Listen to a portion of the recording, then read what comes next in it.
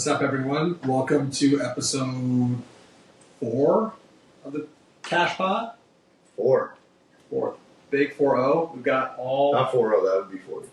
Big 04. We've got all 3 of the Bag Boys in person, as well as Minnie. So if you see a cat that's naked running around... Sorry, that's not even Minnie, that's Monster. You see Monster running around the shop. She's very friendly.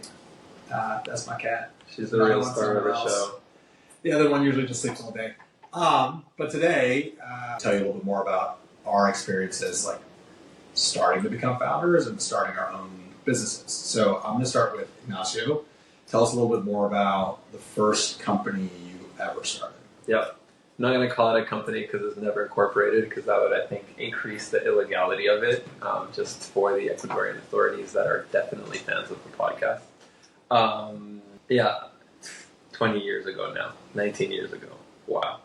I was like 13, 14 in middle school, and Crocs were all the rage in the US. So obviously everyone in Ecuador wanted to own Crocs. Buying Crocs was really expensive. You had to get them in the States for like, I don't know, 35, 40 bucks. You had to ask someone to bring them to you, or you had to travel, you had to be on vacation. So it was like this really desirable thing. And they didn't exist in Ecuador. And my dad at the time worked for a fashion brand, and he had to kind of gauge what was hot and what wasn't by going to this like bootleg market. I think that's the right term for it. And he would go down to Guayaquil, which was a different city. And one day he came back with like this pair of Crocs. No branding, but exactly the same thing. Like same color, same feeling, same texture, same product. And he's like, hey, look, I found this. It's all the rage. It's super hot. I'm like, cool. How much were they? Like 10, 15. Okay. You bring back more. And he was like, yeah, of course I can bring you as many as you want. So I took together, like, I don't know, I had birthday money at that point. I put it all together. And then was really good at, like, never spending my birthday money for some reason. Well, can I ask you a question there? Yeah. Like,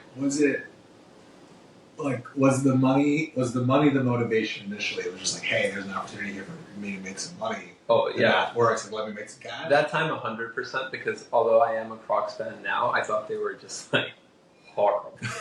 Like, I was just like, I will only wear them to make them feel cool, like, because you have to, I guess, put your product up. So, yeah, I wore that first pair after, like, soccer practice or something, and then a couple of the guys were like, oh, yeah. That's cool. Like, no, it's not, but whatever. And so he brought back a bag of like 20 the next week, and like within 2 days, just like gone. Every color, every size, gone. And I was making like 10, 15 bucks on these. Felt like a millionaire, which in middle how school old you were are. Roughly at this point? 13, 14. 13, 14, yeah. Bro. Yeah, 200 bucks, you're a millionaire. And so I took that money and then kept buying them for weeks on weeks, and then I like had one episode where a history teacher called me to his office. I was like, "Hey, I hear you're selling Crocs. I'm gonna get shut down. I'm gonna get kicked out. This is the end of my life." Turns out he just wanted a pair, and so I sold him my first adult pair. I started selling to adults at the school. I was making a lot of money. A lot. I don't know what it was, like $1,000, $2,000 over the course of a few months, but felt like a ton. And then, the only reason I stopped doing that was because my aunt started importing Crocs officially into Ecuador. And you can't compete with family when they're running a legit business. So yeah, that's my story. And then did you, like, after that, I know we had some businesses together in the past, like, always continue to dabble, or was it really just the first foray and then you got drawn into other directions, or were you always just sort of starting businesses and ideas? That's such a good question, actually. I think, like, for me, it was always kind of like in the back of my head, my journey would lead me to entrepreneurship. Yeah. And so I was always trying shit. Like, I've tried at different stages, like, to sell Amazon products. Yeah. So like anything that I think could work as a business, like while I had a job and things like that.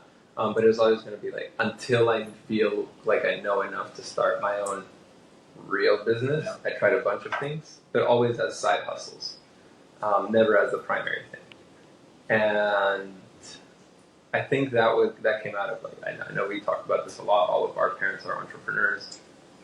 And it's just like that's what I saw. Both my parents were entrepreneurs and entrepreneurial, and like our dinner conversations were, "What do you think of this business?" Or like, "Did you hear what happened with Reebok?" Or "Did you know that Nike and Adidas are owned by two siblings that started competitive business?" And like that's the kind of stories that you grow up with, and so you're like, that's the natural path. But like a parallel reality was also like you have to be an engineer or a doctor, or but we'll put that on pause. I'm going to throw it to William because I think you might have had similar beginnings. Yeah, that's fair. I mean, I also want to shout out a couple things that I love about your Crocs business. All right, hit me. I know that we like financial management, so I feel like we give a couple shout outs. One, highly profitable business with great unit economics, profitable Amazing. from day one. Yeah. You're operating at a really, really great margin. Yeah. Two, you had your supply chain locked in, and that feeds into three a little bit, but you knew where you were going to get your supply, and you knew how you were going to get your supply. And three, what I really love is that you avoided freight because you manipulated your father into smuggling these Crocs across the small country. But that really made sure that you knew you were going to get your stuff, and you weren't going to lose a huge piece of your margin on shipping, which I often see as a very unpredictable and poorly tracked element of unit economics for businesses in the consumer product space. Also, on like a simple level, buy something for X, sell it for 3 times more, 4 times more. I wish I did that. Almost. One, 2.5. Yeah. Still was an amazing business, and I think like bonus points was the marketing was free because it was.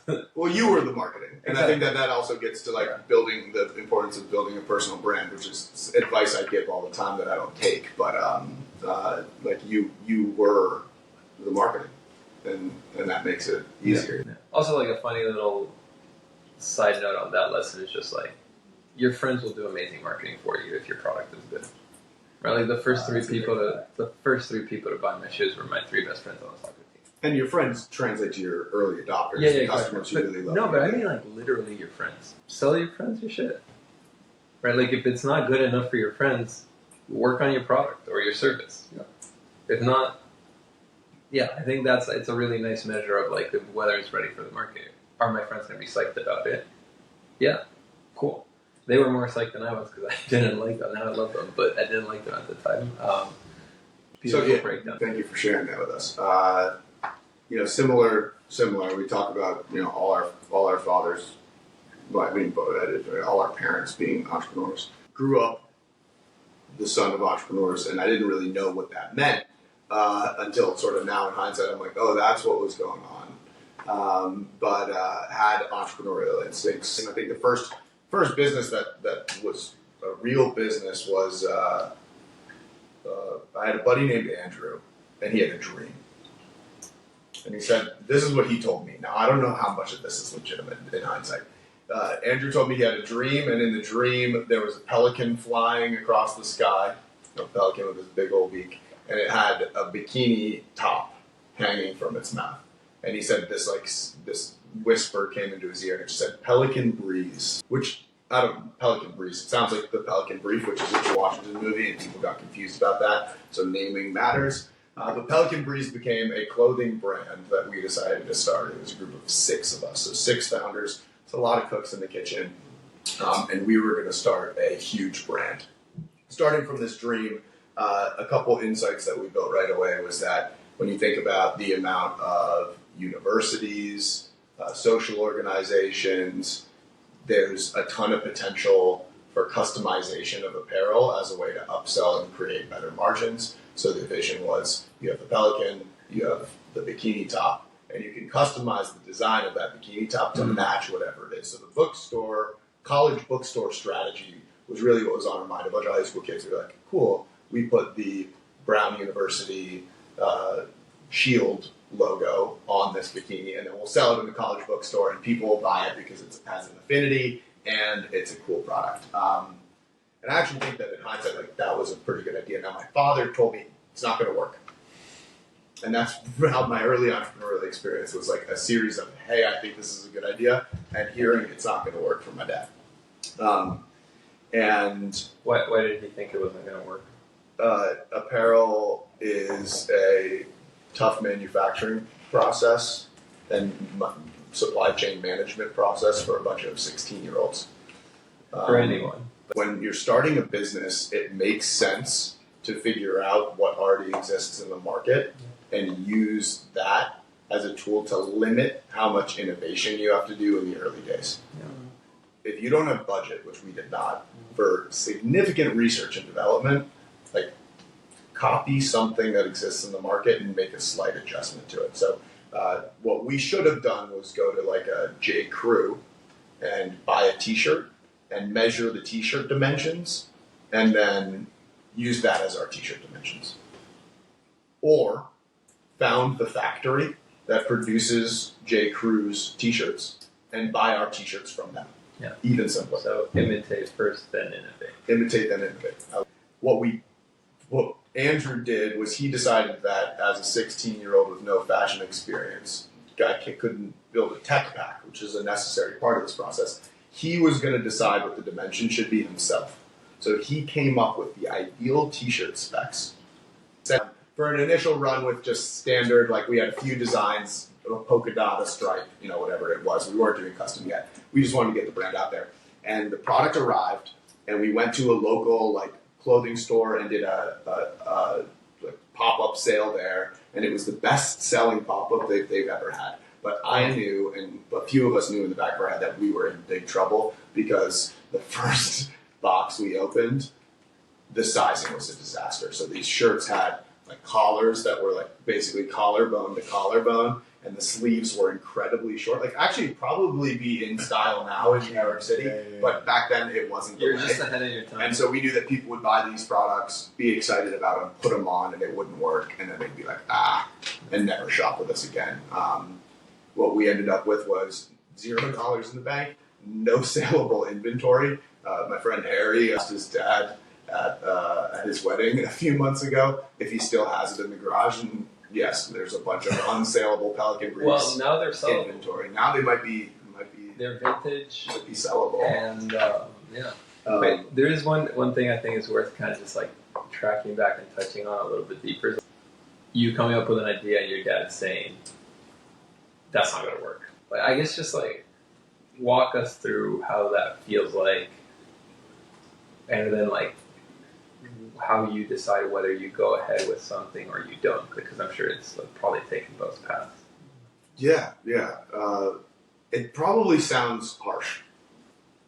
What I know to be true is, so my dad's been an entrepreneur my entire life, and for before I was born, and that includes anything you can imagine, from beauty consumer brands to franchises and expansions, sporting goods, logistics, and back office stuff. So he's tried a whole bunch of stuff, and he understands in a way that me as a young person didn't, how hard it is to run a business.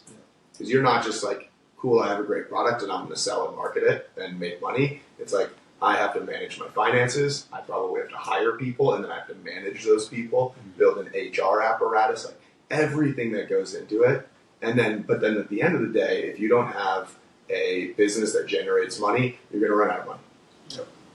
And so I think it was an act of love to tell me, hey, that's a crazy idea. Yeah. And for what it's worth, there were ideas that I came up with along the way where he was maybe. Went into a traditional career for years, but like you, I was always working on something on the side. There was always something cooking, and I had an agency that I started that managed to generate revenue. We actually designed a nightclub with no qualifications to do so, and a couple other projects.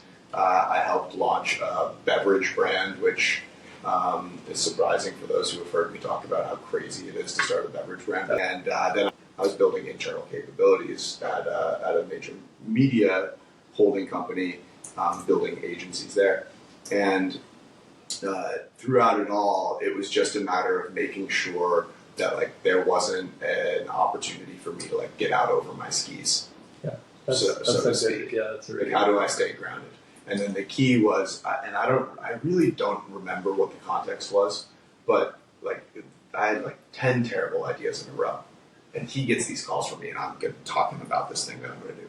And for whatever reason, Daniel and I have known each other since we were kids. For whatever reason, one day my dad just looks at me and he says, if you want to be an entrepreneur, go start a business with Daniel Taylor, because then it might work. That's a beautiful transition, and I love that. Yeah. And to unpack it a little bit, I think it was like Daniel at that point had some entrepreneurial experience.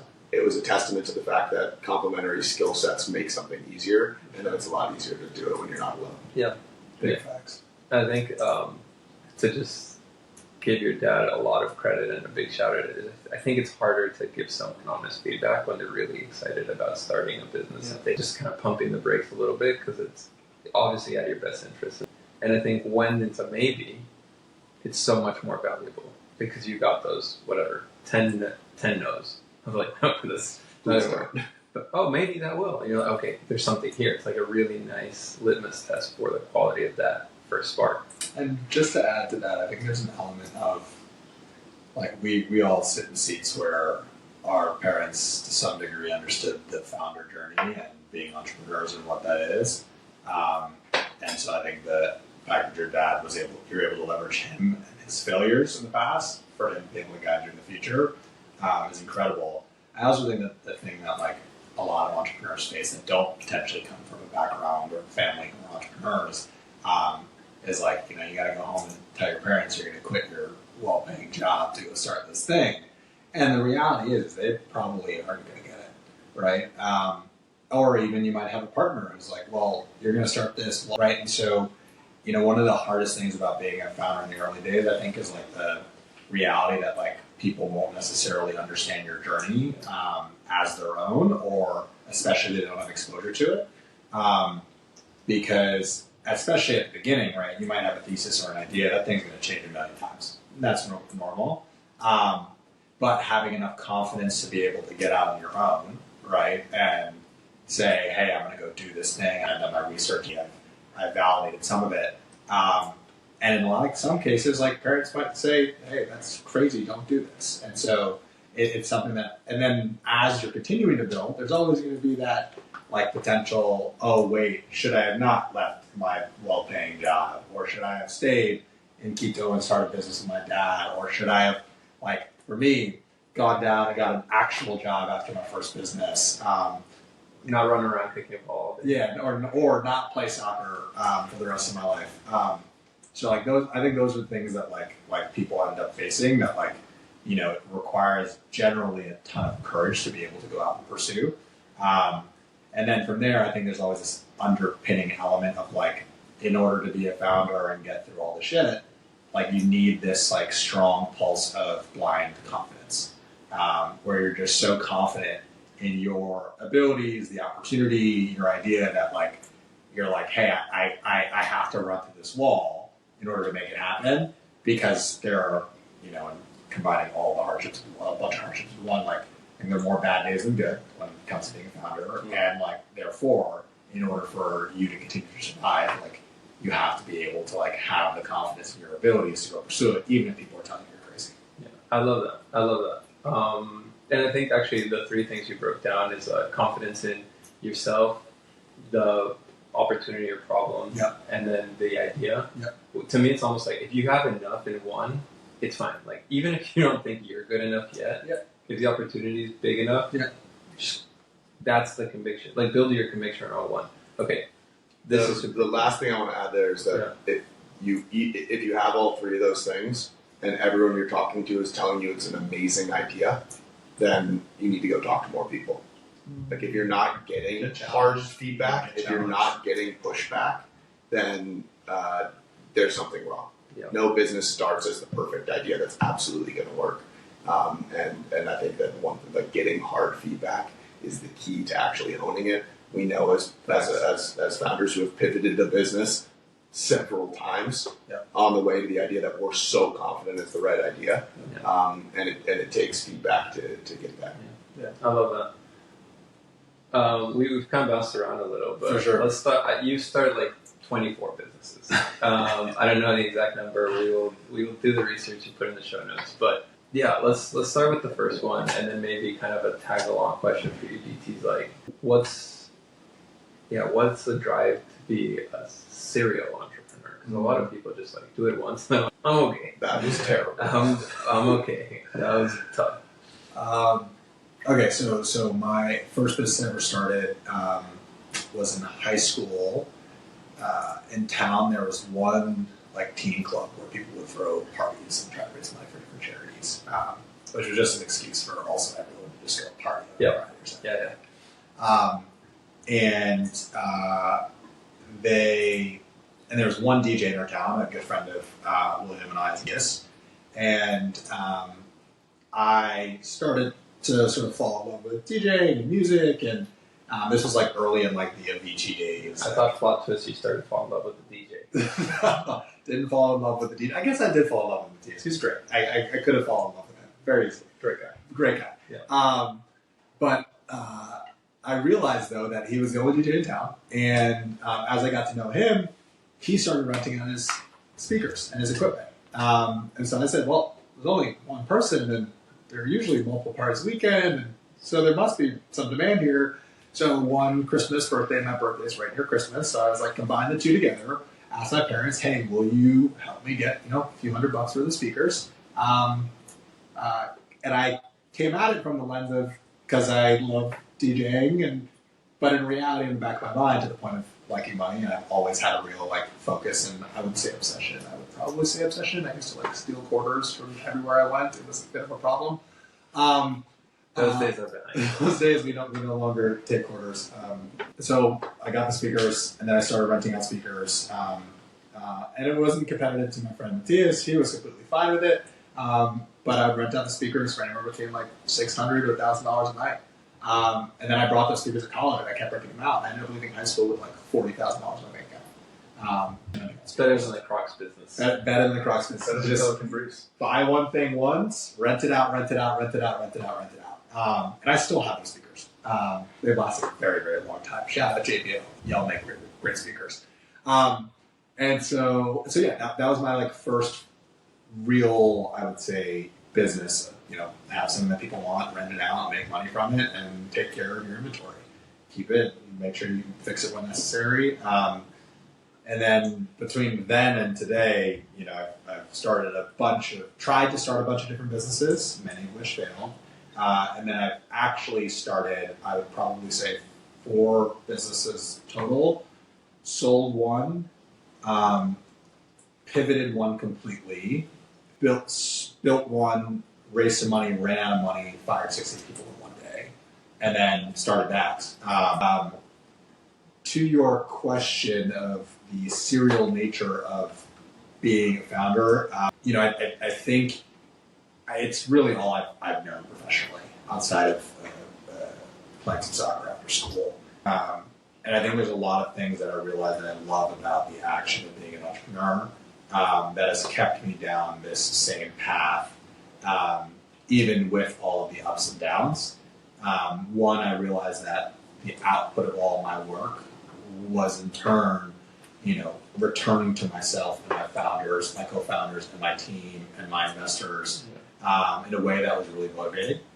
2, I love the leadership element of things. There's so much that is in parallel to sport. And 3, I think it's kind of primal in its creativity, right? Coming up with something, making it, putting it out into the world, and requires you to do some incredibly real problem solving. And when I sold my last business, I worked for someone else. I realized I was a horrible employee because I was like, all right, great, just point me in a direction. I don't want to report to anybody. I'll go deal with this thing myself. And I'd rub everyone's feathers wrong. And 2, I was like, all right, well, I did my 1-year earnout. It was supposed to be 3, and I left it early because I was like, when I think about the opportunity cost of my time at the current age, and I was 26 at the time, and I was like, all right, I've already taken some risks. I've got a little bit of ROI. I need to be taking more risk, and I need to be doubling down to what I've learned, and I'm not continuing to sharpen my skills. I want those 2 years to be able to continue to do that, which is what kind of drove me back to looking at startup back. contracts. I think that's the point on leverage and just like you got to risk it for the biscuit.